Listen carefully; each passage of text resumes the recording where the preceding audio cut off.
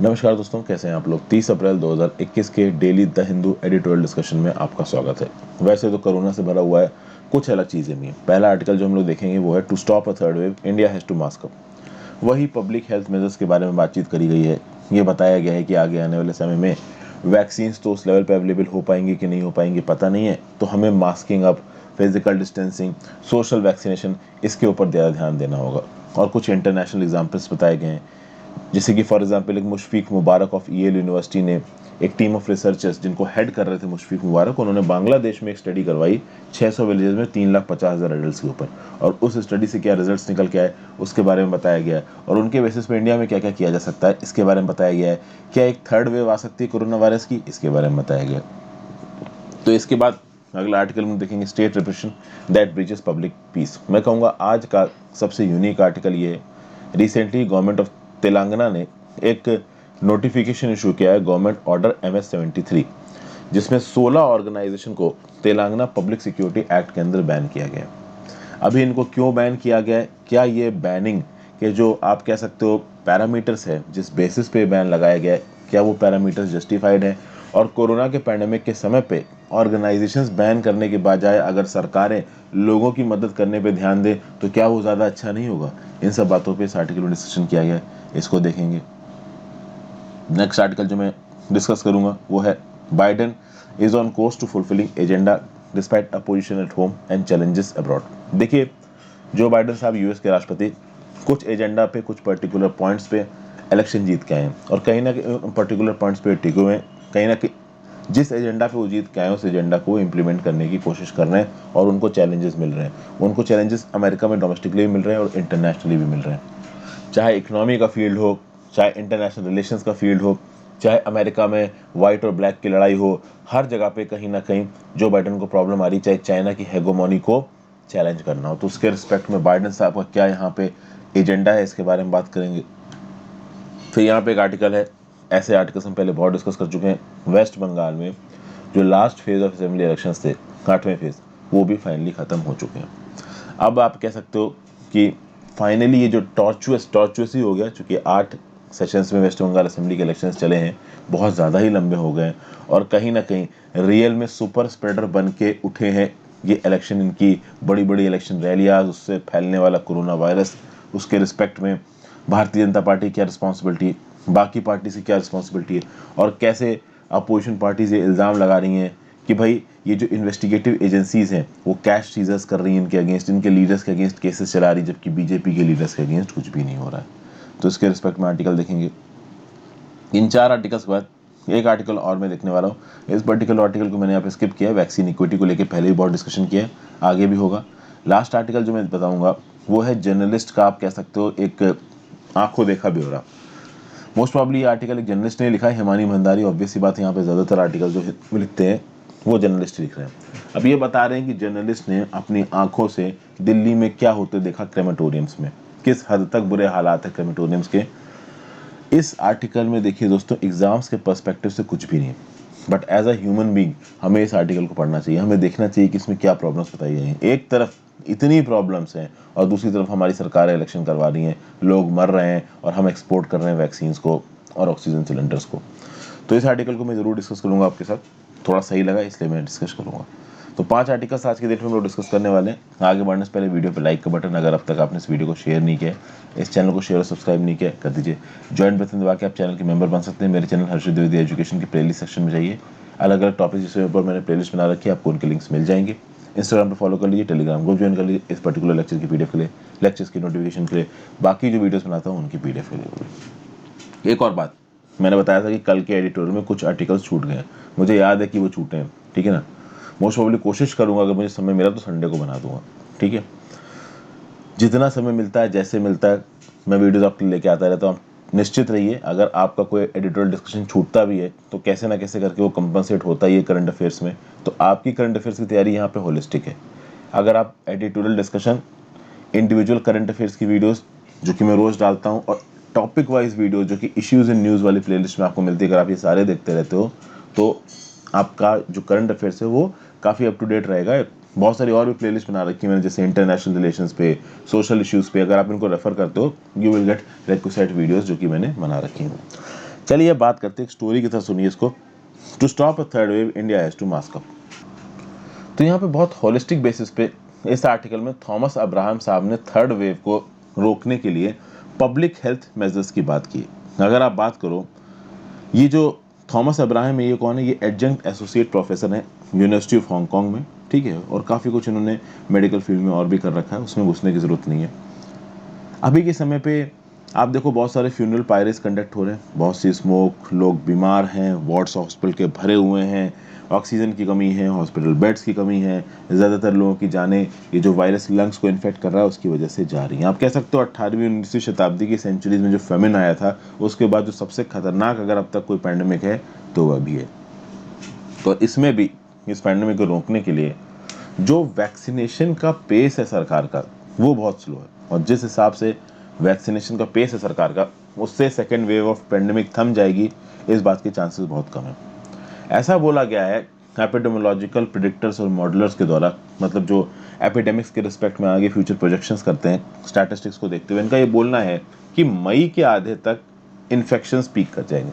मतलब अभी इन्फेक्शंस बढ़ रहे हैं, मई के आधे तक ये पीक कर जाएंगे, उसके बाद वो बढ़ेंगे नहीं, वो घटना शुरू होंगे लेकिन उसके बाद भी आएंगे, ठीक है ना, समझ रहे हो ना, उसके बाद भी लंबे समय तक ये इन्फेक्शंस आते रहेंगे। तो ये पीक होंगे मई के आधे में, मतलब आप समझ सकते हो कि मई के आधे तक हो सकता है 4.5 लाख केसेस दिन के आते रहें, आने लगे। तो हालात इस समय पे बहुत ज़्यादा ख़राब है, और इसके भी चांसेस हैं कि सेकेंड वेव के ठीक होने के बाद कब एक थर्ड वेव आ जाए। थर्ड वेव किस प्रकार से हो सकती है कि भाई पीक आई, केसेस कम होना शुरू हुए, एकदम से बाद में केस फिर से आने लगे। तो पहली वेव आई ऐसी, सेकेंड वेव आई ऐसी, और तीसरी वेव फिर बढ़ने लगे। पहली वेव तो आई थी ना सितंबर में जो खत्म हो गई थी, वो शुरू हुई थी जून जुलाई से, सितंबर में जाके खत्म हुई, हमको लगा कोरोना वायरस ठीक हो गया, लो सेकेंड वेव बर्बादी मचा रहा है। अगर आप दुनिया भर में देखोगे तो यूनाइटेड स्टेट्स में भी 3 डिस्टिंक्ट वेव्स आई हैं, और ब्राज़ील में भी 3 वेव्स आई हैं अब तक। इंडिया की ये दूसरी वेव है, तो इस बात के पूरे चांसेस है कि इंडिया में तीसरी वेव आ सकती है। यूएस में 3 वेव्स आई थी, ब्राज़ील में 3 वेव्स आई थी। इस बात को जानने के बाद भी हमारी सरकारों ने ज़्यादा कुछ नहीं किया, इस प्रकार से इलेक्शन कंडक्ट करवा रहे हैं जैसे कुछ होने वाला है ही नहीं, समझिए। और सेकेंड वेव किस प्रकार की तबाही मचा के गई है ये तो हम देख ही रहे हैं। ओके, आप देखो जब यूएस में वेव आई, सॉरी यहाँ यूनाइटेड किंगडम की बात हो रही है, यूनाइटेड किंगडम में पहली एक वेव आई थी जो कोरोना वायरस की, वो थोड़ी छोटी वेव थी, तो सब लोग कह रहे थे चलो ठीक है। यूनाइटेड किंगडम की जो सेकेंड वेव आई, उसका जो थर्ड वेव आई यूनाइटेड किंगडम की, वो भाई बहुत खतरनाक थी। आप देखोगे कि second wave of United kingdom की जो आई है वो कहीं ना कहीं अब थम गई है। इस वेव में यूनाइटेड किंगडम में 50 साल से ज़्यादा के जो लोग थे उनको 95% वैक्सीनेट किया जा चुका है। मतलब 50 पर मतलब एज से ज़्यादा वाले लोग जो हैं यूनाइटेड किंगडम में 95% लोगों को ऑलरेडी वैक्सीन दी जा चुकी है, और बाकी लोगों को, मतलब जो पूरी की पूरी यूके की एडल्ट पॉपुलेशन है, ऐसा बोला जा रहा है कि उनको at the end of summer यानी जून जुलाई तक वैक्सीनेट कंप्लीटली कर दिया जाएगा। इस लेवल पे चल रहा है यूके में वैक्सीनेशन। यूके में बहुत लंबा लॉकडाउन भी लग गया था, अगर आप 2-3 महीने पहले की न्यूज़ को फॉलो अप कर रहे हो तो। साउथ अफ्रीका की बात की जाए तो साउथ अफ्रीका की जो पहली वेव थी वो लास्ट अगस्त में पीक कर गई थी, सेकेंड वेव उनकी नवंबर में शुरू हुई थी, जनवरी फर्स्ट वीक में पीक की थी। अब इस रिस्पॉन्स से, जैसा कि मैंने बताया कि इंडिया में सेकेंड वेव आनी ही आनी थी, ये सबको पता था, उसके बाद भी लोगों ने ध्यान नहीं दिया, सबसे इंपॉर्टेंटली सरकार ने ध्यान नहीं दिया। लोग का तो चलो समझ में आता है कि वो ज़्यादा पढ़ते लिखते नहीं है, डेली मर्रा की चीज़ों में बिजी रहते हैं, बट सरकारों का तो काम ही यही है ना। उसके बाद अगर आप बात करो, अब इस पूरी महामारी में सबसे बेस्ट ऑप्शन क्या समझ में आ रहा है? सबसे बेस्ट ऑप्शन समझ में आ रहा है वैक्सीन। भाई अगर वैक्सीन प्रॉपर तरीके से सप्लाई हो जाए, सबको दे दी जाए, क्योंकि बाकी कंट्रीज भी क्या कर रही हैं, वैक्सीन ही दे रही हैं। चाहे आप यूएस की बात कर लो, यूके की बात कर लो, किसी भी और देश की बात कर लो, कनाडा एंडा कहीं पे भी उन्होंने तो वैक्सीन भर भर कर रख रखी है। लेकिन इंडिया ऐसी महानुभाव कंट्री है जो सारी वैक्सीन एक्सपोर्ट कर रहा था, अभी के लिए वैक्सीन कम पड़ रही है। स्टेट गवर्नमेंट्स को बोल दिया है कि भाई तुम अपने पैसे से वैक्सीन खरीदो। स्टेट गवर्नमेंट से 400 रुपये कोविशील्ड वाला मांग रहा है, 600 रुपये आपका भारत बायोटेक वाला मांग रहा है। कोविशील्ड का सीरम इंस्टीट्यूट ऑफ इंडिया बोलता चलो 400 नहीं 300 दे दो, ये न्यूज़ मैंने कल कवर की थी। तो अब ऐसे में स्टेट के पास तो पैसा है नहीं, 300 रुपये प्रति डोज खरीदने का भी पैसा है नहीं, और सप्लाई चेन पूरी टूटी हुई है, सेंट्रल गवर्नमेंट एक लिमिट तक ही वैक्सीन दे रहा है। तो एक बात तो तय है कि वैक्सीनेशन से प्रॉब्लम अभी के स्टेप से सॉल्व होने वाली नहीं है। तो भाई इस वेव में हम कहीं ना कहीं चीज़ें हैंडल कर सकें और अगली वेव में हैंडल कर सकें, उसके लिए इंपॉर्टेंट है कि फिजिकल डिस्टेंसिंग करो, मास्क पहनो, हैंड हाइजीन करो, मास गैदरिंग्स पे बैन होना चाहिए। अब ये सब बातें तो तब से बोली जा रही हैं जब से कोरोना वायरस शुरू हुआ है। अगर लोग ही इस बात को पूरी तरीके से मान लेते तो भी शायद इतनी बड़ी प्रॉब्लम आज आके नहीं खड़ी होती जितनी अभी खड़ी हुई है। लेकिन कुछ ना कुछ तो देखिए अभी करना ही है। लोगों को अब खुद समझ में आ रहा होगा, जब चारों तरफ मौतें और मौत का माहौल नजर आता है ऑटोमेटिकली लोग मास्क पहनने लगते हैं। प्रॉब्लम ये है कि जब चीज़ें ठीक होने लगते हैं ना, मास्क उतर भी जाता है। ये बड़ी प्रॉब्लम है। लखनऊ कानपुर के हालात इस समय कोरोना वायरस को लेकर इतने खराब हैं, बहुत लोगों को वहाँ कोरोना वायरस हो रहा है। एक समय पे खुलेआम घूम रहे हैं बिना मास्क के, समोसे तले जा रहे हैं, जलेबियां तली जा रही हैं, मस्त खाए जा रहे हैं मिर्च के साथ। मैंने खुद देखा है। मास्क पहन के मैं निकला अपने घर के बाहर तो मुझे अजीब तरीके से देख रहे हैं कि ये कौन प्राणी आ गया है मास्क पहने हुए। तो इस प्रकार के तो लोगों का एटीट्यूड है, तो कोरोना वायरस तो देखिए फैलेगा ही। फिर यहाँ पे कुछ स्टडी को कोट किया गया है। American journal of tropical medicine और हाइजीन की एक स्टडी पब्लिश हुई थी लास्ट ईयर, जहाँ पे ये बोला गया कि भाई वो कंट्रीज जहाँ पे मास्क को काफ़ी हद तक पहना जाता है, जहाँ पे कल्चरल नॉर्म्स में ही मास्क आता है या सरकारी आदेश के अनुसार लोग मैंडेटरली मास्क पहनते हैं, और ऐसे बहुत से देश हैं जहाँ पे मास्क कोरोना वायरस फैलने से पहले ही पहना जाता था, जैसे जापान हो गया, जैसे हांगकांग हो गया। तो इन यूनिवर्सल मास्किंग वाली जगहों पे ये पाया जाता है कि जो मोर्टिलिटी रेट है वो कम है। अगर आप बीजिंग की बात करो तो बीजिंग की जो फैमिली मेंबर्स है बीजिंग में जो मास्क वगैरह पहनते हैं, इनका ये कहना है कि बीजिंग में 79% इफेक्टिव है मास्क पहनना इन प्रिवेंटिंग ट्रांसमिशन। अगर सारे हाउस होल्ड मेंबर्स मास्क पहनते हैं अपने किसी भी काम के लिए तो 79% चांसेस हैं कि वायरस नहीं होगा उनको, एक नॉर्मल इंडिविजुअल के कंपैरिजन में। इसके रिस्पेक्ट में एक पब्लिकेशन छपी है proceedings of the national academy of sciences में जनवरी 2021 में। ठीक है, ये बेसिकली साइंटिफिक एविडेंस प्रोवाइड करता है किस चीज़ के फायदों के, फेस मास्क के यूज़ के फायदे को। ये क्या बोलते हैं कि near universal adoption of non medical mask when out in public in combination with complementary health measures could reduce community spread. यही बात बोल रहे हैं कि नॉन मेडिकल मास्क का अगर आप यूनिवर्सल एडॉप्शन करते हो और बाकी पब्लिक हेल्थ मेजर्स को इम्प्लीमेंट करते हो, जैसे हाथ धोना, हाइजीन करना, दूर रहना, मास्क गैदरिंग्स अवॉइड करना, तो बहुत कम चांसेस हैं कि आपको वायरस होगा या आप वायरस किसी को फैलाओगे। लेकिन मास्क वेयरिंग एक इंडिविजुअल फिनोमेना नहीं है। मास्क वेयरिंग एक पार्ट है पैकेज ऑफ मेजर्स का। उस पैकेज ऑफ मेजर्स में आप सोशल डिस्टेंसिंग करोगे, अपने हाथ साफ रखोगे, मास्क गैदरिंग्स में नहीं जाओगे, ये भी है। तो मास्क पहन के भीड़ में घूम रहे हो तो कोरोना वायरस नहीं होगा, इस बात की कोई गारंटी नहीं है। हाथ नहीं धो रहे हो, अभी आपने मास्क पहना, आपका मुंह बचा हुआ है, लेकिन आपके हाथ तो एक्सपोज है ना। आपने कहीं गए, दरवाजा खोलने के लिए दरवाजा का हैंडल खोला, आपने रेलिंग्स टच की और उसके बाद उसी हाथ से आके खाना खा लिया, तो भाई आपको होने के चांसेस हैं। तो आप अपने हाथों को समय समय पे सैनिटाइज करते रहिए, ये बहुत ज़्यादा ज़रूरी है। उसके बाद इंडिया में मास्क पहनने के आप कह सकते हो कि ये जो कल्चर है इसको कैसे प्रमोट किया जाए। वैसे तो इंडिया में फर्स्ट वेव का जब लॉकडाउन लगा था तब देखा पुलिस डंडे मार मार के मास्क पहना रही थी। देखिए, डंडे मार के पनिशमेंट फाइन लगा के आप मास्क नहीं पहना सकते, लाठी से मास्क नहीं पहनने वाले लोग। पब्लिक हेल्थ मेजर्स तब बेस्ट तरीके से इंप्लीमेंट होते हैं जब पब्लिक उनको वॉलंटरली अडॉप्ट करे, और इसका एक बहुत बड़ा एविडेंस प्रूफ निकल के आता है बांग्लादेश में।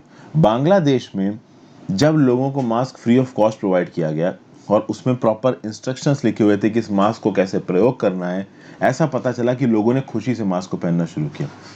मुशफीक मुबारक हैं येल यूनिवर्सिटी के, इन्होंने एक टीम ऑफ रिसर्चर्स को लीड किया और एक एक्सपेरिमेंट किया 600 सिटीज़ में, 600 विलेजेस ऑफ बांग्लादेश में, जहाँ 3.5 लाख एडल्ट थे। ऐसा बोला गया कि जब इनको मास्क दिया गया फ्री ऑफ कॉस्ट और उस मास्क पे इंस्ट्रक्शंस लिखे हुए थे कि किस प्रकार से आप मास्क पहन सकते हो, और साथ साथ इनके कम्युनिटी लीडर्स और रिलीजियस लीडर्स बार बार इनको बता रहे थे कि मास्क पहनना ज़रूरी है, ऐसा देखा गया कि भैया 3 गुना लोग मास्क पहनने लगे और बहुत खुशी खुशी लोग मास्क पहनने लगे। तो बेसिकली पब्लिक प्लेसेस में वॉलंटियर्स को रखना, मास्क को फ्री में बांटना, अच्छे मास्कों को फ्री में बांटना, रिलीजियस और कम्युनिटी लीडर्स द्वारा इस मैसेज को लोगों तक पहुंचाना कि भाई मास्क पहनो, मास्क पहनो। ऐसे केसेस में मास्क पहनने की जो स्पीड है, वो अडॉप्ट करने की जो स्पीड है, वो डेफिनेटली बढ़ेगी। ओके, और यहाँ पे मास्क की क्वालिटी मेजर रोल प्ले करती है। कई बार देखा होगा कि लोग मास्क पहनते हैं लेकिन जब मास्क अनकंफर्टेबल हो जाता है तो उसको उतार के फेंक देते हैं, सांस नहीं आ रही है, बहुत भारी है। तो हम हॉट और ह्यूमिड कंडीशंस में रहते हैं, ज़्यादातर जो हमारा इंडिया है हॉट ह्यूमिड कंडीशंस में आता है, खासकर गर्मियों के समय पे। अभी ऐसी कंडीशंस में मास्क को इफेक्टिव भी रहना है और कंफर्टेबल भी रहना है, तभी लोग मास्क को लगातार बना के रखेंगे। पिछले 1 साल में इंडिया ने बहुत ज़बरदस्त कैपेसिटी डेवलप कर ली है मास्क को मैन्युफैक्चर की करने की, और मास्क बनाना हमारे लिए उतनी बड़ी प्रॉब्लम की बात नहीं है। ज़रूरी यह है कि कम्युनिटी लेवल पे लोगों को अवेयर करवाया जाए कि मास्क पहनना ज़रूरी है। लोगों को दूसरे देशों के एग्जाम्पल दिए जाए, जैसे कि बांग्लादेश जैसे देशों के एग्जाम्पल, जहाँ पे मास्क पहनने की वजह से बहुत इफेक्टिवली इस वायरस के साथ लड़ा गया है। गाँव वगैरह में एक well functioning network health workers का होना चाहिए, विलेज लेवल पे, कम्युनिटी लेवल पे, जो कि रेगुलरली हेल्थ कैंपेन्स में लोगों को बताता रहे कि भाई फ्यूचर वेव आ सकती है, आप खतरे में आ सकते हो, आपके घर वाले खतरे में आ सकते हैं, तो कृपा करके मास्क पहनें। और जब इस प्रकार की चीज़ें होंगी तो शायद हम कोरोना वायरस से और इफेक्टिवली लड़ पाएंगे। नेक्स्ट आर्टिकल चलते हैं। State repression that preaches public peace, Telangana's recent ban on 16 organizations by invoking the Telangana Public Security Act is a smoke screen। क्या बताया जा रहा है? गवर्नमेंट ऑफ तेलंगाना ने 30 मार्च 2021 को एक नोटिफिकेशन इशू किया है, गवर्नमेंट ऑर्डर MS-73, जिसमें 16 ऑर्गेनाइजेशन को under Telangana public security act 1992 unlawful declare किया जा चुका है। जब डिक्लेयर किया गया तो सरकार ने बहाना क्या दिया? सरकार ने दिया कि ये फ्रंट ऑर्गेनाइजेशन है communist party of India Maoist की। Communist party of India Maoist banned है इंडिया में, legally communist party of India Maoist exist नहीं कर सकती। तो communist party of India Maoist के फ्रंट ऑर्गेनाइजेशन बता के इन ऑर्गेनाइजेशंस को बैन कर दिया गया। अभी ऑर्गेनाइजेशंस को बैन किया गया 30 मार्च 2021 को, लेकिन इसके नोटिफिकेशन को पब्लिश किया गया 3 हफ्ते बाद 24 अप्रैल 2021 को। आप देखोगे कि इस नोटिफिकेशन का टाइम बहुत अजीब है। आप समझिए, सिटीजन्स ऑर्गेनाइजेशंस कलेक्टिव्स पूरे देश में और इनफैक्ट तेलंगाना स्टेट में कहीं ना कहीं स्ट्रगल कर रहे हैं पैंडेमिक से लड़ने में। Death is in the air, लोग मर रहे हैं, अब यहाँ पे तेलंगाना की सरकार ऑर्गेनाइजेशंस के ऊपर बैन लगा रही है। अब यहाँ समझते हैं कि क्या तेलंगाना की सरकार का डिसीजन सही है? ऑर्गेनाइजेशन अगर गलत है तो उसके ऊपर बैन तो लगाना ही पड़ेगा, पैंडेमिक फैला हो चाहे ना फैला हो, इसको समझने की कोशिश करते हैं। तेलंगाना की सरकार के ट्रैक रिकॉर्ड को देखते हैं when dealing with covid pandemic. Recently high court of Telangana ने एक नोटिस इशू किया, किसको? तेलंगाना की सरकार को। एक पिटीशन आया था हाई कोर्ट में कोविड-19 के मैनेजमेंट को लेके। तो हाई कोर्ट ऑफ तेलंगाना ने सरकार से पूछा कि भाई आप कोविड-19 के मैनेजमेंट को लेके क्या कर रहे हो? तो तेलंगाना की राज्य सरकार ने एक एफिडेविट फाइल किया उस PIL के अगेंस्ट में। इस एफिडेविट को पढ़ के हाई कोर्ट ऑफ तेलंगाना ने बोला कि ये तो विशी वॉशी है, डिसअपॉइंटिंग है, मतलब कि कहीं ना कहीं कोविड-19 में तेलंगाना की सरकार प्रॉपर तरीके से काम नहीं कर रही। ये बात खुद हाई कोर्ट ऑफ तेलंगाना बोल चुका है। इसलिए ऐसे समय में गवर्नमेंट का जो प्राइम ध्यान होना चाहिए, जो सबसे इंपॉर्टेंट गवर्नमेंट का रोल होना चाहिए, that should be towards managing the health crisis. जो लोग परेशान है इस समय पे, उनकी मदद करने में इन्वॉल्व होना चाहिए, क्योंकि वेलफेयर स्टेट का सिद्धांत है हमारे देश में, directive principles of state policy, article 36 और आर्टिकल 51। तो ऐसे केसेस में सरकार लोगों की हेल्थ पे ध्यान देने के बजाय क्या कर रही है? यहाँ पे ऑर्डर निकाल के पब्लिक ऑर्गेनाइजेशंस को बैन कर रही है। अब यहाँ पे देखिए, 2 पॉइंट्स बताए गए। पहली बात तो सरकार को ध्यान देना चाहिए, किसके ऊपर? इस बात पे ध्यान देना चाहिए कि लोगों के लिए काम करो, सरकार वो कर नहीं रही।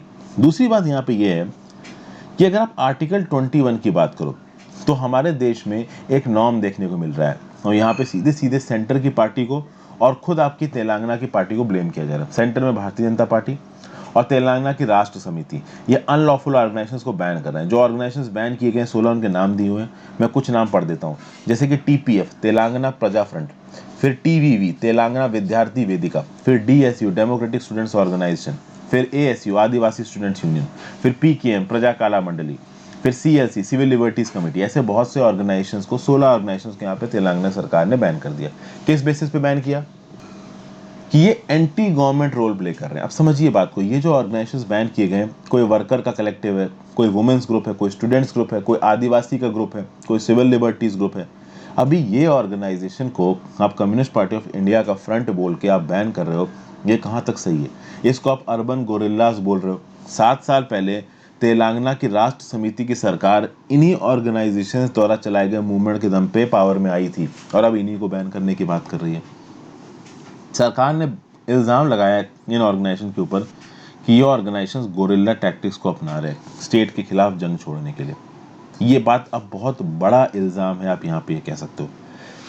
इस गवर्नमेंट ऑर्गेनाइजेशन ने ये भी बोला कि ये जो ऑर्गेनाइजेशंस है ना, ये छत्तीसगढ़ की ज़मीन पर प्रोटेस्ट ऑर्गेनाइज करवा रहे हैं, और वरावर राव, GN साई बाबा, रोना विल्सन, इन सब तरीके के लीडर्स को छुड़ाने की बात कर रहे हैं। भीम कोरेगांव केस में पुलिस ने बहुत सारे, आप कह सकते हो, एक्टिविस्ट को पकड़ के जेल में डाल रखा है। उनके खिलाफ केस अभी भी पेंडिंग है। आप समझिए केस यहाँ पे पेंडिंग है। भीम कोरेगांव केस में जो लोग, जिनके ऊपर इल्जाम लगा है, जो लोग अभी के लिए जेल में बंद हैं, उनके ऊपर फाइनल डिसीजन नहीं आया। अभी उन लोगों को ये 16 ऑर्गेनाइजेशन सपोर्ट करते हैं ऐसा बोल के तेलंगाना की राज्य सरकार ने यहाँ पे गवर्नमेंट ऑर्डर निकाल के इन 16 ऑर्गेनाइजेशन को बैन कर दिया। ऑथर यहाँ पे ये बोल रहा है कि अगर आप भीम कोरेगांव केस में बंद लोगों की बात करो तो भीम कोरेगांव केस पे भी फाइनल जजमेंट नहीं आया है, और जब तक फाइनल जजमेंट किसी भी केस का नहीं आता है, किसी भी पर्सन जिसके ऊपर इल्जाम लगाया गया उसको आप गिल्टी नहीं बोल सकते। अगर किसी एक पर्सन के ऊपर मर्डर का भी इल्जाम लगा है तो फाइनली जब तक कोर्ट डिक्लेयर नहीं कर देता कि उस आदमी ने मर्डर किया है, तब तक वो निर्दोष होता है। तो भाई मतलब ये जो भीम कोरेगांव केस है, भीम कोरेगांव केस को जिनको जिनको भी पकड़ के जेल में डाला गया है, अभी वो गिल्टी नहीं है, क्योंकि कोर्ट ने उनको सजा नहीं सुनाई है। तो उनके रिलीज के लिए जो लोग एजिटेशन कर रहे हैं, इस बेसिस पे उन ऑर्गेनाइजेशंस को बैन कर देना, ये कहाँ तक सही है। फिर यहाँ पे और भी बहुत सारी चीज़ों की बात की गई। बहुत सारे ऐसे लोग हैं जो फिर unlawful activities prevention act UAPA act के अगेंस्ट एजिटेशन कर रहे हैं। बहुत सारे ऐसे लोग हैं जो कि फार्म लॉस के अगेंस्ट एजिटेशन कर रहे हैं, सिटीजनशिप अमेंडमेंट एक्ट के अगेंस्ट एजिटेशन कर रहे हैं, नेशनल रजिस्टर फॉर सिटीजन्स के अगेंस्ट एजिटेशन कर रहे हैं। तो जो भी ऑर्गेनाइजेशंस इन सारे एक्ट्स के अगेंस्ट एजिटेशन कर रहे हैं, उनको भी यहाँ पे बैन कर दिया गया है। अब ये कौन सा हिसाब है? भीम कोरेगांव केस वाला मैंने आपको बता दिया। अनलॉफुल एक्टिविटीज प्रिवेंशन एक्ट की बात करते हैं। ऑथर पे यहाँ पे बोल रहे हैं, और ऑथर यहाँ पे कौन है? कल्पना कनिबरन जी, ये सोशियोलॉजिस्ट हैं और लॉयर हैं बेस्ड इन हैदराबाद। इनका क्या बोलना है कि भाई देखिए, ये जो अनलॉफुल एक्टिविटीज प्रिवेंशन एक्ट है, इस ये कॉन्स्टिट्यूशन के अगेंस्ट, देखिए बहुत सारा बहुत बड़ा लीगल तबका ऐसा है जो कि UAPA एक्ट को काफी हद तक क्रिटिसाइज करता है। UAPA act is in violation of the constitution of India, ये बहुत लंबे समय से कहा जा रहा है, और बहुत सारे लोग ये चाहते हैं कि UAPA हट जाए, लेकिन ऑब्वियस बात है सरकार नहीं चाहती। अब UAPA को रिपील करने की बातें बहुत लंबे समय से चल रही हैं, अभी तक ये रिपील नहीं हुआ है। प्रॉब्लम ये है कि जितने भी प्रोटेस्टर्स को अरेस्ट किया जाता है, जो लोग भी सरकार के अगेंस्ट प्रोटेस्ट करते हैं, ज़्यादातर को इस UAPA के अंदर ही ये अरेस्ट किया है। तो सिटीजनशिप अमेंडमेंट एक्ट के अगेंस्ट जब प्रोटेस्ट हुए, नेशनल रजिस्टर फॉर सिटीजन्स के अगेंस्ट जब प्रोटेस्ट हुए, ज़्यादातर लोगों को अनलॉफुल एक्टिविटीज़ प्रिवेंशन एक्ट के अंदर ही अरेस्ट किया गया। फार्म लॉस्ट के ऊपर जब प्रोटेस्ट हुए, वहाँ पे भी जिन लोगों को अरेस्ट किया गया, अनलॉफुल एक्टिविटीज़ प्रिवेंशन एक्ट के अंदर ही अरेस्ट किया गया। अब भाई तेलंगाना की सरकार ये जो गवर्नमेंट ऑर्डर लेके आई है 73, इसमें एक और कॉन्ट्राडिक्शन है। क्या कॉन्ट्राडिक्शन है? जो तेलंगाना के चीफ मिनिस्टर थे के चंद्रशेखर राव, जब फार्म लॉज के ऊपर एजिटेशन चल रहा था तो उन्होंने कोई सीधा सीधा स्टैंड नहीं लिया फार्म लॉज के ऊपर, लेकिन जब सिटीजनशिप अमेंडमेंट एक्ट के ऊपर देश में विद्रोह चल रहा था, देश में कुछ लोग सिटीजनशिप अमेंडमेंट एक्ट के फेवर में बोल रहे थे, कुछ लोग अगेंस्ट में बोल रहे थे, उस समय के चंद्रशेखर राव ने क्लियर स्टैंड लिया। तेलंगाना की स्टेट लेजिस्लेटिव असेंबली ने उस समय पे सिटीजनशिप अमेंडमेंट एक्ट के अगेंस्ट में, नेशनल रजिस्ट्रेशन फॉर सिटीजन्स के अगेंस्ट में और नेशनल पॉपुलेशन रजिस्टर के अगेंस्ट में 15 मार्च 2020 को एक रेजोल्यूशन अडॉप्ट किया था। आपको पता है कि सिटीजनशिप अमेंडमेंट एक्ट के अगेंस्ट बहुत सारी स्टेट्स ने रेजोल्यूशन अडॉप्ट कर रखा है। केरला है, वेस्ट बंगाल है, उसमें एक स्टेट तेलंगाना भी था। तेलंगाना ने 15 मार्च 2020 को सिटीजनशिप अमेंडमेंट एक्ट के अगेंस्ट रेजोल्यूशन अडॉप्ट किया। तो उस समय तो आप सिटीजनशिप अमेंडमेंट एक्ट के अगेंस्ट बात कर रहे हो, और अब आप 16 ऑर्गेनाइजेशंस को बैन कर रहे हो ये बोल के कि ये 16 ऑर्गेनाइजेशन सिटीजनशिप अमेंडमेंट एक्ट को अपोज कर रहे हैं और उसके लिए बवाल कर रहे हैं। तो अब जो ऑर्गेनाइजेशंस सिटीजनशिप अमेंडमेंट एक्ट को अपोज कर रहे हैं, उनको आप बैन कर रहे हो, और पहले आप खुद ही सिटीजनशिप अमेंडमेंट एक्ट को क्रिटिसाइज कर रहे थे। तो आपका खुद का पब्लिक स्टैंड बहुत कॉन्ट्राडिक्टरी है, ये भी बोल रहा है ऑथर, तेलंगाना सरकार को रिस्पॉन्सिबल ठहराते हुए। फिर इन 16 ऑर्गेनाइजेशन जिनको बैन किया गया है, ये बोला गया कि पब्लिक एडमिनिस्ट्रेशन में इंटरफेरेंस कर रहे हैं, सप्लाईज और सर्विसेज को तोड़ने की कोशिश कर रहे हैं, जिससे पब्लिक पीस को डेंजर होगा, और जो कम्युनिटी रह रही है उसकी हेल्थ को प्रॉब्लम हो सकती है, सेफ्टी को प्रॉब्लम हो सकती है। ये सब चीज़ें यहाँ पे बताई गई। तो एक प्रकार का ये ड्रैकोनियन लेजिस्लेशन है, ताकि गवर्नमेंट अकाउंटेबिलिटी ना लाई जा सके कुछ ऑर्गेनाइजेशंस के कामों को रोक के। तो यहाँ पे सरकार अकाउंटेबल नहीं हो रही है, यहाँ पे सरकार कोविड-19 के मैनेजमेंट पे ध्यान नहीं दे रही, यहाँ पे सरकार एक तबके को दबाने की कोशिश कर रही है ताकि सिटीजन्स अकाउंटेबिलिटी ना डिमांड करें। ये यहाँ पे आप कह सकते हो इल्ज़ाम लगाए जा रहे हैं सरकार के ऊपर। तो ये था आर्टिकल भाई, इसको हमने देखा। नेक्स्ट बात करते हैं, अगला आर्टिकल है promises to keep, Biden is on course to fulfilling the agenda despite opposition at home and challenges abroad. देखते हैं यहाँ क्या बात की जा रही है। देखिए, जो बाइडेन साहब की बात करिए तो 100 डेज इनके ऑलमोस्ट ऑफिस में हो चुके हैं। अभी रिसेंटली इन्होंने एक जॉइंट सेशन एड्रेस किया, किसके सामने? Combined house of US parliament के सामने। यूएस पार्लियामेंट नहीं बोलना चाहिए, आप कह सकते हो यूएस कांग्रेस के सामने। ठीक है भाई। अगर आप बात करो तो जो बाइडेन के ऊपर बहुत लंबे समय से बहुत प्रेशर रहा है। इस समय पे आप कह सकते हो कि जो अमेरिका की जो पॉलिटी है और अमेरिका के सामने जो इंटरनेशनल चैलेंजेस है वो बहुत बड़े हैं।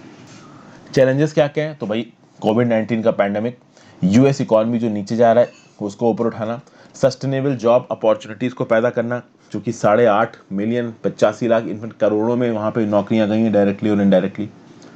और चाइना का ये जो एस्पिरेशन है रीजनल हेगेमोन बनने का, एशिया में अपनी हेगेमोनी को स्थापित करने का, अपनी बादशाहों को स्थापित करने का, इसको रेजिस्ट करना। अभी रिसेंटली देखो तो अभी का जो समय है यूएस हिस्ट्री का ये सबसे खतरनाक समय बताया जाएगा। जो फर्स्ट 100 डेज इन ऑफिस हैं, these are one of the dangerous, most dangerous. अगर आप कह सकते हो इकोनॉमिक्स में USA one of the worst performance निकल के आया, कहीं ना कहीं कोरोना वायरस के चलते। कोरोना वायरस के मैनेजमेंट में अब तक यूएसए बहुत गंदा परफॉर्म कर रहा था, लेकिन अब एक और कंट्री कोरोना वायरस की गंदी परफॉर्मेंस में यूएसए के आगे निकल चुकी है और वो है इंडिया। इंडिया का तो आगे देखिए निकलना यहाँ तय ही था। ऑब्वियस सी बात है, जिस प्रकार की मैनेजमेंट इंडिया में चल रहा था ये तो होना ही था। लेकिन यहाँ पे जो बाइडेन साहब की तारीफ भी की जा रही है। ऐसा बोला जा रहा है डेमोक्रेट पार्टी के जो बाइडेन साहब हैं इन्होंने इस चैलेंज को बहुत प्रोएक्टिवली परस्यू किया है। उन्होंने डोनाल्ड ट्रंप के कंपैरिजन में, अपने प्रेडिसेसर के कंपैरिजन में 1.9 ट्रिलियन डॉलर का पैंडेमिक रिलीफ बिल रिलीज किया है। हर वो पर्सन जो कि यूएसए में रहता है उसके अकाउंट में $1400 पर पर्सन पहुंचाए गए हैं। 160 मिलियन हाउस होल्ड्स में, 16 करोड़ हाउस होल्ड्स में, जिसके चलते बहुत सारा पैसा लोगों की जेब में गया है और उससे इकोनॉमिक ग्रोथ बूस्ट होगी। कह सकते हैं कि 6% से ज़्यादा हो सकती है। और 8.4 मिलियन जॉब्स रिवाइव होंगी। जॉब्स तो करोड़ों में गई हैं, 8.4 मिलियन जॉब्स जो गई थी वो रिवाइव हो जाएंगी 2022 तक, ऐसा यहाँ पे बोला जा रहा है। लेकिन एट द सेम टाइम अभी अलादीन का चिराग तो रगड़ के जो बाइडेन पैसा लेके आएंगे नहीं। यहाँ पे कहीं ना कहीं से पैसा लाना पड़ेगा। अगर आप 1.9 ट्रिलियन डॉलर्स के पैकेज को इन्फ्यूज कर रहे हो तो पैसा कहाँ से ला रहे हैं? तो जो बाइडेन ने प्लान बनाया है कि वेल्दी अमेरिकन के ऊपर टैक्स लगाएंगे और ये जो अमीर होते हैं टैक्स देने में इनकी नानी याद आ जाती। तो ऑब्वियस सी बात है कि अमीर नाराज होने वाले हैं, तो ये जो बिजनेस क्लास है इसकी नाराजगी कुछ हद तक जो बाइडेन को संभालनी पड़ेगी। उसके बाद आप देखोगे इकॉनमी से जो बड़ी प्रॉब्लम है यूएस के सामने वो है रेसिस्ट हेट्रेड। डोनाल्ड ट्रंप ने बहुत हद तक रेसिस्ट हेट्रेड को फैलाया है। डोनाल्ड ट्रंप सीधे सीधे वाइट पॉपुलेशन को सपोर्ट करते थे और ब्लैक पॉपुलेशन का अगेंस्ट बोलते थे। इस केस अभी रिसेंटली जो बाइडेन ने कुछ इंप्रूवमेंट किया। वो पुलिस ऑफिसर डायरेक्ट शॉविन जिसने African American person George Floyd के, आप कह सकते हो, गर्दन पे अपनी कोहनी तब तक रख के रही जब तक उनकी मौत नहीं हो गई, इसको रिसेंटली कन्विक्ट किया गया कोर्ट के द्वारा। बेसिकली यहाँ पे रूल ऑफ लॉ को देश के लोगों के सामने आने की बात की जा रही है। अमेरिका में जो ब्लैक कम्युनिटी है उसको लगना चाहिए कि हाँ भाई देश में रूल ऑफ लॉ फॉलो किया जा रहा है, आपको दबाया नहीं जाएगा। तो ये जो शाज मार रखा है आपका, ये जो लड़ाई सी आ रखी है व्हाइट और ब्लैक के बीच में यूएसए में, इसको कहीं ना कहीं शांत करने की कोशिश कर रहे हैं जो बाइडेन। मैं आपको एक बात बता दूं, इंडिया में जितना हिंदू मुस्लिम नहीं लड़ते हैं ना उससे ज़्यादा तो अमेरिका में ब्लैक और व्हाइट लड़ते हैं। एक पूरा का पूरा सिविल वॉर है ब्लैक और व्हाइट की लड़ाई को लेके, और आज भी ये ब्लैक और व्हाइट की लड़ाई है। और यूएस की लड़ाई को इंडिया से बड़ा इसलिए बोला जाता है क्योंकि इंडिया अभी भी कहीं ना कहीं बैकवर्ड है। इंडिया में अभी भी कहीं ना कहीं गरीबी है। इंडिया में अभी भी कहीं ना कहीं लोग पढ़े लिखे नहीं है। तो पढ़े लिखे ना होने की वजह से धर्म का फायदा उठा के कुछ पॉलिटिशियंस लोगों को भड़का देते हैं। लेकिन यूएसए तो अमीर हो चुका है ना, यूएसए तो डेवलप्ड हो चुका है ना, वहां पे तो लोगों की जेब में पैसा आ चुका है ना। वहां पढ़े लिखे होने के बावजूद भी लोग रेशियल सेग्रीगेशन करते हैं। व्हाइट वर्सेस ब्लैक की लड़ाई वहां पे चालू है। ब्लैक पॉपुलेशन को वहां पे भी अभी इक्वल राइट्स नहीं दिए जाते हैं। तो इस टर्म्स में तो यूएस की हालत ज्यादा खराब है। तो इस रिस्पेक्ट में जो बाइडेन ने कुछ अच्छा काम किया भाई। वो ऑफिसर्स, पुलिस ऑफिसर्स जो कि माइनॉरिटी पॉपुलेशन को परेशान करेंगे, जो बाइडेन ने सीधे सीधे यहाँ पे इंडिकेशन दिया है कि उनको सजा दी जाए। उसके बाद अगर आप देखोगे तो डोमेस्टिक पॉलिटिक्स में भले ही कुछ बाइडेन अच्छा करने की कोशिश कर रहे हैं, 1.9 ट्रिलियन डॉलर का पैकेज दिया, ठीक है, व्हाइट और ब्लैक के मुद्दे को सॉल्व करने की कोशिश कर रहे हैं, लेकिन इंटरनेशनल एरेना में बहुत कुछ करना बाकी है। इंटरनेशनल एरेना में जिस प्रकार का नुकसान उनके प्रेडेसेसर ने पहुंचाया है, अगर आप ट्रंप की बात करो तो ट्रंप मल्टीलैटरिज्म में भरोसा रखते ही नहीं थे। वो आइसोलेशनिस्ट थे। वो यूएसए को पूरी दुनिया से काट के अलग करना चाहते थे। वो अगर किसी के साथ रिलेशन करेंगे तो बाइलेटरल क्विड प्रो क्वो करेंगे। प्लूरीलेटरल कॉर्पोरेशन का जो बॉस बन के यूएसए एक समय पे बैठा था, रीजनल इंगेजमेंट में जो यूएसए को माई बाप समझा जाता था, इस इमेज को कहीं ना कहीं बहुत हद तक डोनाल्ड ट्रंप ने तोड़ा है। इस इमेज को मिस्टर बाइडेन बचाने की कोशिश कर रहे हैं। चाइना के रिस्पेक्ट में बाइडेन साहब कोई हल्के नहीं हुए। प्रेसिडेंट जी जिनपिंग को यहाँ पे एक प्रॉपर सिग्नल मिल गया है कि इंडो पैसिफिक में यूएस की स्ट्रांग मिलिट्री प्रेजेंस रहेगी। चाइना को पसंद नहीं आता है जब साउथ चाइना सी में यूएस की नेवी घूमती है, बट जो बाइडेन ने साफ साफ बता दिया है कि साउथ चाइना सी में यूएस की नेवी घूमेगी। हालांकि जो बाइडेन ने साफ साफ चाइनीज प्रेसिडेंट जी जिनपिंग को यह भी बता दिया है कि ट्रेड ट्राइज हम पूरी तरीके से नहीं तोड़ेंगे। और जिस हद तक डोनाल्ड ट्रंप खुलेआम गरियाते थे, माइक पॉम्पियो खुलेआम गरियाते थे चाइना को, उस हिसाब से ओपन जो आप कह सकते हो एक टाइप की राइवलरी थी या लड़ाई थी, तो उसको यहाँ पे इग्नोर कर रहे हैं जो बाइडेन साहब।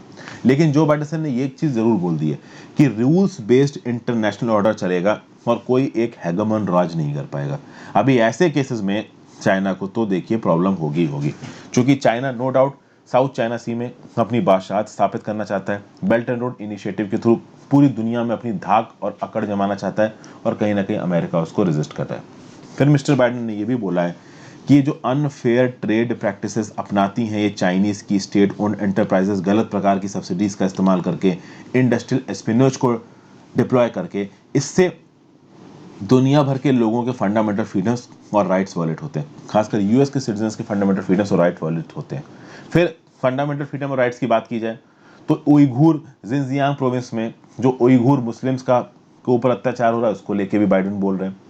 साउथ चाइना सी में जो बीजिंग अग्रेशन कर रहा है उसको लेके भी बाइडेन बोल रहे हैं। हांगकांग में जो चाइना ने किया उसको लेके भी बाइडेन बोल रहे हैं।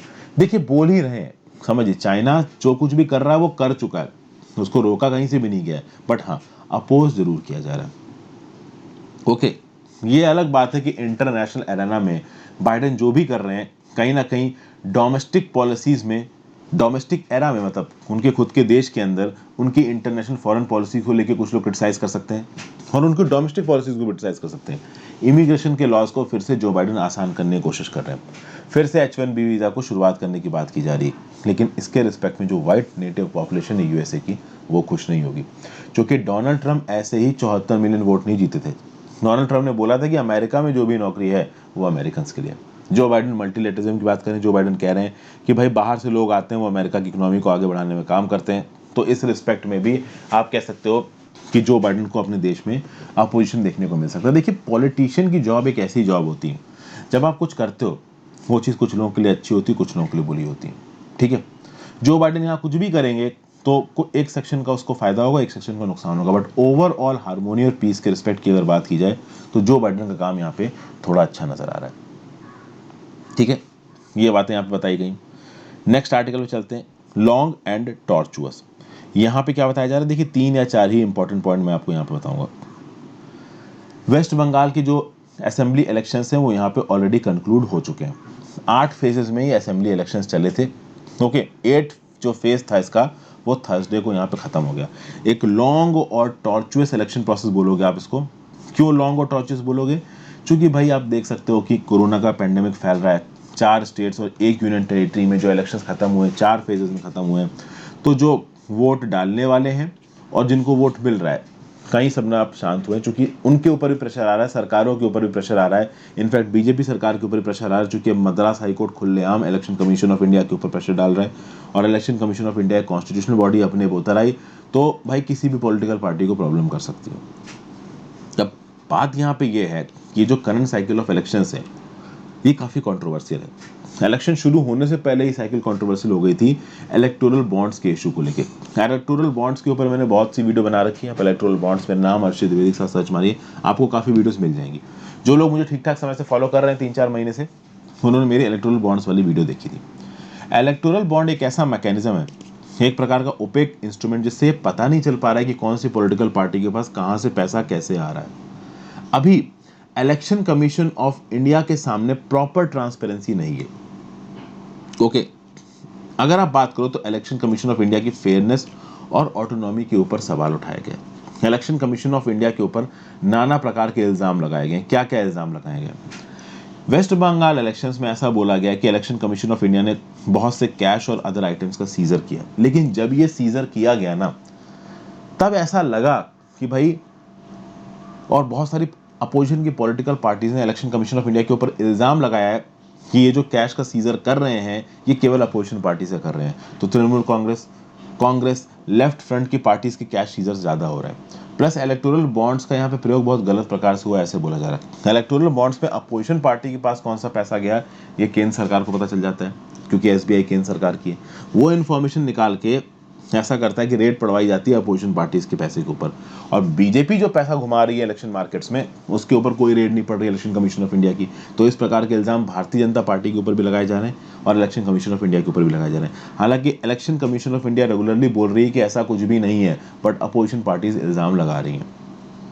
फिर भाई ऐसा बोला जा रहा है कि जो सेंट्रल इन्वेस्टिगेटिव एजेंसीज हैं उनको डिप्लॉय कर दिया गया है नॉन बीजेपी की स्टेट सरकारों के ऊपर। तो अगर आपको एक भी एग्जाम्पल ऐसा दिख जाए जहाँ पे बीजेपी की किसी एमएलए और एमपी के ऊपर कोई इन्वेस्टिगेटिव एजेंसी केस चला रही हो तो आपको ऐसा कोई भी केस नहीं मिलेगा। लेकिन अपोजिशन पार्टीज की जो भी राज्य की सरकार है उनमें बहुत सारे लोगों के ऊपर इन्वेस्टिगेटिव केसेस शुरू हो चुके हैं। आप वेस्ट बंगाल के एमपी एमएलए को उठा के देख लीजिए। तो इस प्रकार से केंद्र में अपनी सरकार होने के फायदे को उठा के यहाँ पे कैसे जो केंद्र की सरकार है वो अपोजिशन की सरकारों को राज्यों में दबाने की कोशिश कर रही है, उसको यहाँ पे अलग अलग क्वार्टर्स के थ्रू पॉइंट आउट किया जा रहा है। अगर आप डेमोक्रेसी की बात करो तो डेमोक्रेसी का सबसे बड़ा सिद्धांत होता है free fair and periodic elections. Election एक ऐसी अपॉर्चुनिटी होती है जहां इलेक्टेड रिप्रेजेंटेटिव्स को चुनते हैं लोग, इसलिए इलेक्शंस को स्किप करना आसान नहीं होता है। तो इस कोविड-19 की क्राइसिस में इलेक्शन को स्किप करना ठीक नहीं था, आसान नहीं था। लेकिन जब आपका कोरोना का इन्फेक्शन फैल रहा था तो कम से कम कुछ हद तक तो पब्लिक हेल्थ और अकाउंटेबिलिटी रखते। पॉलिटिकल पार्टीज को करंट सर्ज इन इन्फेक्शंस को देखते हुए इलेक्शन की कैंपेनिंग को लिमिटेड रखना चाहिए था, इलेक्शंस को कम फेज में निपटाना चाहिए था। उसके बावजूद भी पॉलिटिकल पार्टीज ने इलेक्शन को 8 फेजेस में एक्सटेंड किया। उसके बाद भी पॉलिटिकल पार्टीज ने बड़ी बड़ी रैलीज की और ये बड़ी बड़ी रैली सुपर स्प्रेडर बन गई हैं। तो कुल मिला के यहाँ पे पॉलिटिकल पार्टीज ने एक बात तो तय है कि अपनी जिम्मेदारी को नहीं माना। इलेक्शंस कंडक्ट करवा के किस हद तक कोरोना की क्राइसिस बढ़ गई है, जिस हिसाब से लोग मर रहे हैं, आपके सामने पूरी की पूरी पिक्चर अवेलेबल है और इसके लिए पॉलिटिकल पार्टीज ही रिस्पॉन्सिबल है। इसका मतलब क्या है? इसका एक ही मतलब है कि पॉलिटिकल पार्टीज को इलेक्शन जीतने से मतलब है, लोग मरे जिए कोई फर्क नहीं पड़ता। आज की डेट में, अब इसके बाद जो जर्नलिज्म वाला मैं आर्टिकल आपके साथ डिस्कस करूंगा, आपको कुछ ऐसी मार्मिक इंस्टेंसेस पता चलेंगे लोगों के मरने के, वहां पे सरकार कितना ध्यान दे रही है इस बात की कोई बात पता नहीं है।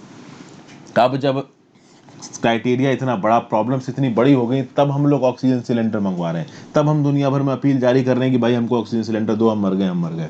पहले क्या कर रहे थे? पहले जो इलेक्शन की रैलियां हो रही थी। तो ये सब बात यहाँ पे देखिए, जो बात गलत है वो गलत है, वो बोलनी ही पड़ेगी। ठीक है, अभी इन जो असेंबली इलेक्शंस के रिजल्ट निकल के आएंगे 2 मई को, इसके रिस्पेक्ट में अगर आप बात करो तो ये इलेक्शन के रिजल्ट्स में कोई भी पॉलिटिकल पार्टी जीते ज़्यादा फैनफेयर होने वाला है नहीं, क्योंकि विक्ट्री प्रोसेशंस को इलेक्शन कमीशन ऑफ इंडिया ने बैन कर दिया है। पॉलिटिकल पार्टी को जरूर फायदा होगा, लेकिन इस गंदे और डिप्रेसिंग माहौल में ऑब्वियस ही बात है इन इलेक्शंस की कवरेज ज़्यादा होने वाली नहीं है। पहले होता था ना कि इलेक्शन के रिजल्ट आ रहे हैं, जिस पार्टी को तय, लोग अपनी स्क्रीन पे बैठ जाते थे, लेकिन वो नॉर्मल टाइम्स थे। और अब चल रहे हैं कोरोना का काल, और कोरोना का काल कितना खतरनाक है ये मुझे आपको बताने की ज़रूरत नहीं है। आगे बात करते, वॉचिंग अ ट्रेजेडी अनफोल्ड। ये किसके रिस्पेक्ट में बात की जा रही है? ये बात की जा रही है रिपोर्टर्स जो कि आप कह सकते हो कोविड-19 की रिपोर्टिंग करते हैं, उनके रिस्पेक्ट में, उनके व्यू पॉइंट से यहाँ पे बातें बताई जा रही है। हिमानी भंडारी जी ने इस आर्टिकल को लिखा। क्या बताया गया? देखिए, मार्च के बिगिनिंग में कोविड-19 हेल्थ बुलेटिन, जो कि दिल्ली सरकार के द्वारा हर इवनिंग में भेजा जाता था, मार्च से आप देखो कि दिल्ली में ये जो कोविड-19 का बुलेटिन था, इसमें जो मौतों के नंबर थे वो एकदम से ऊपर जाने लगे। पहले क्या होता था कि दिल्ली सरकार रिपोर्ट करती थी दिन में डेली मौतों का जो फिगर था वो लगभग 100 के लगभग था। एकदम से ये फिगर बढ़ के लगभग 1000 पहुंच चुका है। हॉस्पिटल्स के बाहर, क्रिमेशन ग्राउंड्स के बाहर इतने गंदे और इतने हॉरर स्टोरीज देखने को मिलती हैं, और कुछ हॉरर स्टोरीज को यहाँ पे ऑथर ने मेंशन कर रखा है। Covering stories of covid victims and their families for last 2 weeks. मतलब ये जो ऑथर हैं ये पिछले 2 हफ्तों से कोविड-19 के विक्टिम्स और उनकी फैमिलीज की स्टोरीज को कवर कर रहे हैं। उन्होंने देखा कि एक सन अपनी माँ को पकड़ के खड़ा है अपने सोल्जर्स पे, उसकी माँ को सांस नहीं आ रही है, वो एक बेड ढूंढ रहा है, और नेचुरली बेड के बाद ऑक्सीजन सिलेंडर ढूंढेगा, बेड नहीं मिला और उसकी माँ मर गई। आप देखो बेड मिल भी जाता है, कुछ लोगों को बेड मिल जाता है तो उनको ऑक्सीजन सिलेंडर नहीं मिलता, वो मर जाते हैं। 65 ईयर ओल्ड का मैन एक ऑक्सीजन सिलेंडर लेने के लिए अपने सन इन लॉ के लिए लाइन में लगा हुआ है। उसके सन इन लॉ को उसकी डॉटर घर में देख रही है। इस प्रकार की बहुत मार्मिक सी आप कह सकते हो इमेजेस इस समय पे हॉस्पिटल्स में और क्रेमेटोरियम्स में देखने को मिल रही हैं। एक 8 साल का बच्चे के फादर गुजर गए, वो क्रेमेशन ग्राउंड में खड़ा है। 8 साल के बच्चे में दोस्तों कितनी ही अकल होती है, ठीक है। उसको पता ही नहीं चला कि क्या हुआ, उसके फादर खत्म हो गया। उसकी कोविड-19 mother, positive mother PPE kit पहन के खड़ी हुई है और अपने बच्चे को गले में नहीं लगा सकती क्योंकि उसको डर है कि बच्चा भी इन्फेक्ट हो जाएगा। तो इस प्रकार के बहुत ही गंदे हालात चल रहे हैं इस समय पे। प्राइवेट और गवर्नमेंट हॉस्पिटल्स लगातार एसओएस मतलब सेव आवर सोल मैसेजेस को भेज रहे हैं मीडिया ग्रुप्स में, ट्विटर में, लेकिन ऑक्सीजन सप्लाई है ही नहीं, तो मदद आएगी कहाँ से? तो प्योर मेहम फैला हुआ है। बहुत बड़े तादाद में ऑक्सीजन सप्लाई को बाहर से मंगवाया गया है, लेकिन हमारे देश में सप्लाई चेन्स तो डेवलप है नहीं। इलेक्शन रैलीज में पैसों बांटने की चेन डेवलप है, लेकिन सप्लाई चेन्स ऑक्सीजन सिलेंडर्स की नहीं डेवलप्ड है। तो जो ऑक्सीजन सिलेंडर्स आ भी रहे हैं इंडिया के अंदर या जहाँ पे मैन्युफैक्चर होते हैं वहाँ से, वो जल्दी और प्रोएक्टिव बेसिस पे लोगों के पास नहीं पहुँच रहे हैं। और ऑक्सीजन सिलेंडर पहुँच रहे हैं तो लोगों के पास बेड नहीं है, तो जाएं, आप कह सकते हो एडमिट हो भी तो कहाँ पे एडमिट हो। तो कुल मिला के हालात यहाँ पे बहुत ही ज़्यादा इस समय पे ख़राब है। एक चीज़ यहाँ पे बताई गई है कि सोशल मीडिया थोड़ी हेल्पफुल रही है। सोशल मीडिया के बेसिस पे जहाँ पे जैसे जैसे थोड़ी बहुत हेल्प मिल सकती थी अवेलेबल करवाई गई है। तो जो लोग रिकवर हो चुके हैं वो प्लाज्मा डोनेट कर रहे हैं, जो लोग के पास ठीक ठाक हालात हैं वो पैसे डोनेट कर रहे हैं, अलग अलग प्रकार से लोग मदद कर रहे हैं। यहाँ पे जर्नलिस्ट के हालात के ऊपर कहीं ना कहीं आप कह सकते हो कि एक ध्यान लाने की कोशिश की है ऑथर ने। बेसिकली यहाँ पे जो रिपोर्टर्स इन मैटर्स को कवर करते हैं वो इन मैटर्स के पास जाते हैं, हॉस्पिटल्स के पास जाते हैं, क्रेमेटोरियम्स के पास जाते हैं। अभी ऐसे केसेस में तो ये जर्नलिस्ट भी खतरे पे है ना। मतलब ये जर्नलिस्ट 2 मास्क, एक head cover, face shield, gloves सब पहने रहते हैं, लेकिन तब भी मैंने आपको बोला था कि मास्क और सोशल डिस्टेंसिंग तब तक इफेक्टिव है जब तक आप भीड़ में मत जाओ। और ये तो भीड़ के बीच में ही काम कर रहे हैं, तो इनके दिमाग में भी डर है कि ये वापस जाएंगे, अपने माँ बाप को इन्फेक्ट कर देंगे। तो उसके रिस्पेक्ट में इन जर्नलिस्ट का हॉस्पिटल्स, क्रिमेशन ग्राउंड्स के बीच में भागना, गिल्ट और फियर से लड़ना, इस बात से डर लगना कि अपने घर वालों को ना इन्फेक्ट कर दें, इससे हमारा ध्यान थोड़ा बहुत इन जर्नलिस्ट के काम की तरफ भी जाता है। तो कभी भी अगर आपको एग्जाम्स में कोविड-19 के मैनेजमेंट को लेके अगर कुछ लिखना हो तो आप हेल्थ केयर प्रोफेशनल्स की तारीफ तो लिखोगे ही लिखोगे, पुलिस ऑफिसर्स की तारीफ तो लिखोगे ही लिखोगे, जर्नलिस्ट की तारीफ भी लिखोगे। क्योंकि जर्नलिस्ट वो तबका है जो कोविड-19 में हो रही परेशानियों को, माइजरी को दुनिया के सामने लेके आता है और उसके बाद दुनिया सरकार के ऊपर प्रेशर बनाती है और सरकार एक्ट में आती है। तो जर्नलिज्म का भी एक बहुत मेजर रोल है कोविड-19 के पैंडेमिक से लड़ने में, मैनेजमेंट से लड़ने में। तो जर्नलिज्म प्रोफेशन को भी आप कोट कर सकते हो किसी कोविड-19 कंटेक्चुअल सवाल में, ऐसे में, अपने सब्जेक्टिव एग्जाम्स स्कूल में, कहीं पे भी। तो ये था दोस्तों आज का एनालिसिस। आई होप आपको कुछ ना कुछ सीखने को मिला हो। Thank you for watching. अपनी व्यू पॉइंट नीचे कमेंट बॉक्स में जरूर दीजिएगा। गुड।